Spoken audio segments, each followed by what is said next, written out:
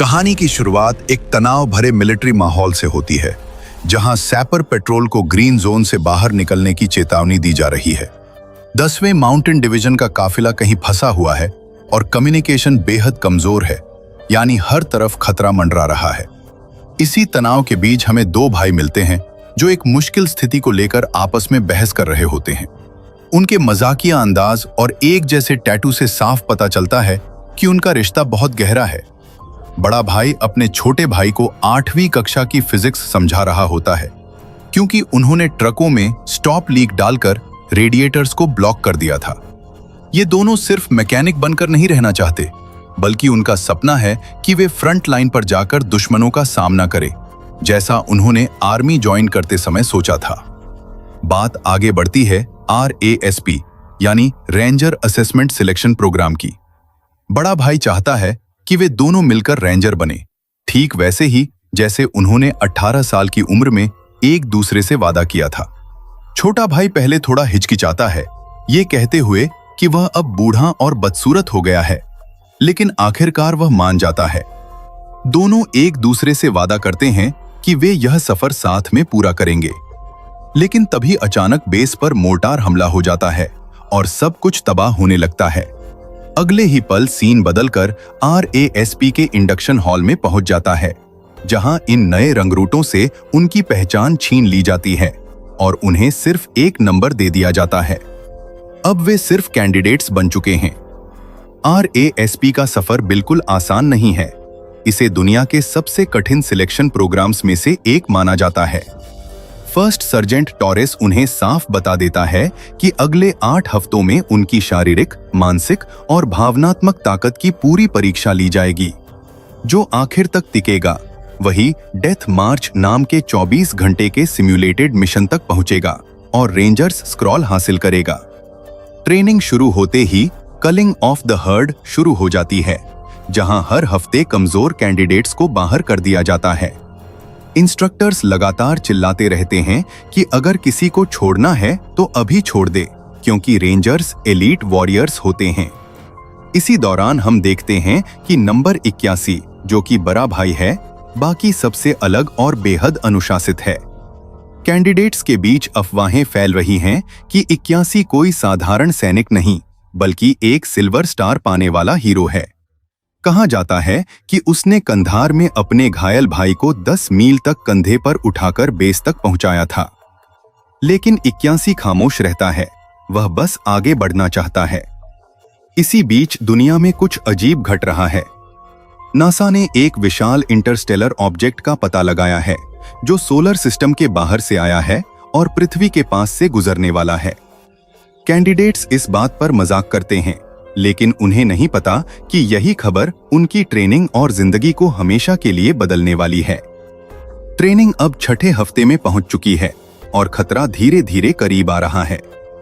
Training के आखिरी चरण में 81 को सर्जेंट मेजर के ऑफिस में बुलाया जाता है। उसे बताया जाता है कि वह किसी इवेंट में फेल नहीं हो रहा, लेकिन वह सोता नहीं है और किसी से घुलता मिलता भी नहीं। उसे वॉलंटरी क्विट स्लिप साइन करने के लिए कहा जाता है, क्योंकि वह मानसिक रूप से अस्थिर लग रहा है। लेकिन 81 मना कर देता है। उसका सिर्फ एक ही लक्ष्य है, फिनिश लाइन पार करना। आखिरकार डेथ मार्च शुरू होता है। यह एक रिकॉन और रेस्क्यू मिशन होता है, जहां उन्हें एक गुप्त डाउन हुए विमान को नष्ट करना है और पायलट को बचाना है। 81 को टीम लीडर बनाया जाता है। ब्लैक हॉक्स उन्हें दुश्मन इलाके में उतारते हैं, लेकिन उन्हें बिल्कुल अंदाजा नहीं होता कि वहां उनका सामना किसी इंसान से नहीं, बल्कि एक ऐसी मशीन से होने वाला है जो उनकी समझ से कहीं परे है। अब कहानी में बड़ा मोड़ आता है जब डेथ मार्च का असली मिशन शुरू होता है। टीम को लगता है कि यह सिर्फ एक ट्रेनिंग एक्सरसाइज है, लेकिन जैसे ही वे फेज लाइन रेड पार करते हैं, उन्हें सच्चाई का सामना करना पड़ता है। रात के समय जब टीम आराम कर रही होती है, अचानक आर्टिलरी फायर शुरू हो जाता है। 81 को बीच धारा में कुछ अजीब दिखाई देता है, एक ऐसी चीज जो ब्रीफिंग के कोऑर्डिनेट से मेल नहीं खाती और जिसके पास पहुंचते ही उनके कंपास और कम्युनिकेशन सिस्टम काम करना बंद कर देते हैं। जैसे ही वे टारगेट को विस्फोट से उड़ाने की कोशिश करते हैं, उन्हें एहसास होता है कि वो कोई पुराना जहाज नहीं, बल्कि एक विशाल इंटरस्टेलर ऑब्जेक्ट यानी एक एलियन मशीन है। धमाका होते ही वो मशीन सक्रिय हो जाती है और तबाही मचाने लगती है। वो अंधाधुंध फायरिंग करती है और देखते ही देखते टीम के कई सदस्य मारे जाते हैं। अफरा तफरी के बीच 60 नदी में गिर जाता है और नंबर 57 बुरी तरह घायल हो जाता है। 81 सबको संभालने की कोशिश करता है, लेकिन 57 उसकी आंखों के सामने दम तोड़ देता है। अब उनके पास न कोई रेडियो है और न ही ऐसा हथियार जिससे वे उस मशीन का मुकाबला कर सकें। वो मशीन उनका पीछा कर रही है, उनके हर निशान को ट्रैक कर रही है। 81 फैसला करता है कि उन्हें एक खड़ी चट्टान से नीचे उतरना होगा ताकि वे उससे बच सकें। नीचे पहुंचकर बचे हुए सैनिक हैरान हैं कि आखिर यह सब हो क्या रहा है। कुछ को लगता है कि यह कोई R&D वेपन टेस्ट है या दुश्मन देशों की साजिश, लेकिन 81 समझ जाता है कि यह वही ऑब्जेक्ट है जिसके बारे में नासा ने चेतावनी दी थी। यह मशीन इंसानों की बनाई हुई नहीं, बल्कि किसी बाहरी दुनिया से आई है। टीम का घायल सदस्य नंबर 7 अब गंभीर हालत में है और उनके पास मॉर्फिन की शीशियां भी टूट चुकी हैं। 81 उन्हें हिम्मत देता है और तय करता है कि उन्हें हर हाल में 8 किलोमीटर दूर एक गांव तक पहुंचना होगा, जहां शायद मदद मिल सके। रास्ते में उन्हें एक तेज बहाव वाली नदी पार करनी पड़ती है। 81 खुद पानी में उतरकर रस्सी सेट करता है और घायल नंबर 7 को जिप लाइन के जरिए पार कराने की कोशिश करता है। इस दौरान नंबर 15 फंस जाता है, लेकिन 81 अपनी जान जोखिम में डालकर दोनों को बचा लेता है। तभी उन्हें 60 मिल जाता है, जो मौत के मुंह से बचकर वापस आया होता है।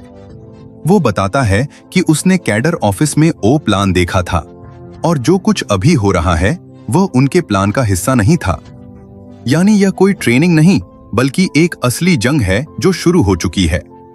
जब वे आखिरकार गांव पहुंचते हैं तो वहां का मंजर देखकर उनके होश उड़ जाते हैं। पूरा गांव तबाह हो चुका है और कैडर के लोग मारे जा चुके हैं। टीम के बीच बहस शुरू हो जाती है और 15 गुस्से में 81 को सिल्वर स्टार हीरो कहकर ताना मारता है। तब 81 अपना दर्द जाहिर करता है।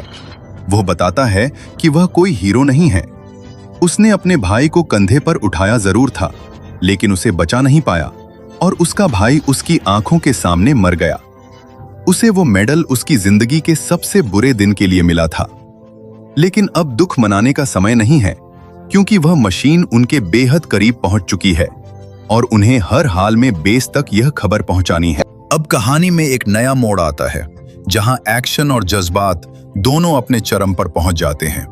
गांव में तबाही का मंजर देखकर टीम टूटने लगती है, लेकिन 81 उन्हें संभालते हुए एक पुरानी गार्डियन ASV गाड़ी के पास ले जाता है, जो कैडर की होती है। व्हील मैकेनिक नंबर 91 की मदद से वे उस 90 के दशक के कबाड़ जैसे वाहन को किसी तरह स्टार्ट कर लेते हैं। जैसे ही सभी लोग गाड़ी में बैठकर निकलने की कोशिश करते हैं, अचानक ट्रिप वायर्स फटने लगते हैं और वो खतरनाक मशीन उनके बेहद करीब पहुंच जाती है। नंबर 15 अपनी जान जोखिम में डालकर एमो बॉक्स लाता है ताकि वे मशीन पर फायर कर सकें, लेकिन उनकी गोलियां उसके लोहे जैसे शरीर पर कोई असर नहीं करती। इसके बाद एक तेज रफ्तार पीछा शुरू होता है, जहां वो मशीन लगातार उन पर हमला करती है और उनकी गाड़ी के आर्मर को तोड़ने लगती है। हालात इतने खराब हो जाते हैं कि गाड़ी का ट्रांसमिशन धुआं छोड़ने लगता है और हाइड्रोलिक फ्लूइड लीक होने लगता है। एक पल ऐसा आता है जब सब उम्मीद छोड़ देते हैं, लेकिन 81 उन्हें फिर याद दिलाता है, डोंट फकिंग क्विट। इसी अफरा तफरी के बीच 81 और 15 के बीच एक बड़ा सच सामने आता है। 15 बताता है कि वो 81 के भाई को पहले से जानता था और उसने भी वही DFQ टैटू बनवाया हुआ है। ये सुनकर 81 को एहसास होता है कि उसका भाई हमेशा उसके साथ रेंजर बनना चाहता था और अब उसे यह फिनिश लाइन अपने भाई के लिए पार करनी होगी। अचानक 81 को अपने भाई की पुरानी साइंस की बात याद आती है, जो उसने रेडिएटर और फिजिक्स के बारे में समझाई थी। उसे समझ में आता है कि हर मशीन की एक सीमा होती है और उस मशीन का वेंटिंग पोर्ट उसका सबसे कमजोर हिस्सा है। वो मशीन को एक पुराने कोन क्रशर प्लांट के पास ललकारता है और उसके वेंट में स्टॉप लीक डाल देता है। थर्मोडायनामिक्स का वही सिद्धांत यहां काम करता है। अंदर दबाव बढ़ता है और वो खतरनाक मशीन अंदर से फटकर तबाह हो जाती है। 81 आखिरकार मौत को मात देकर अपने बचे हुए साथियों के साथ सुरक्षित जगह तक पहुंच जाता है। लेकिन यह सिर्फ एक मशीन का अंत था। बेस पर पहुंचते ही उन्हें पता चलता है कि पूरी दुनिया पर ग्लोबल इन्वेजन शुरू हो चुकी है। नासा का जो एस्टेरॉयड समझा जा रहा था, वो दरअसल हजारों एलियन पॉड्स थे जो पृथ्वी पर गिरकर तबाही मचा रहे हैं। 81 की दी हुई जानकारी कि इन मशीनों को कैसे हराया जा सकता है, अब पूरी मानवता की आखिरी उम्मीद बन जाती है।